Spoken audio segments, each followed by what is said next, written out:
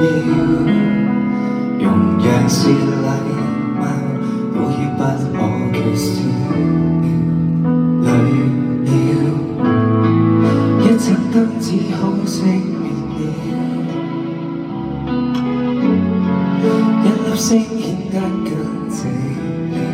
難道我寧願他人可，最後連想講出感覺亦怕很無聊，存在亦變得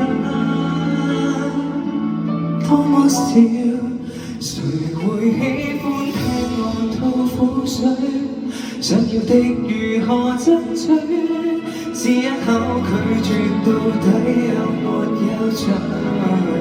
重複的自問，還是覺得等一等死不去。能耐耗直到幾多歲？留住笑面結果將裡面粉碎。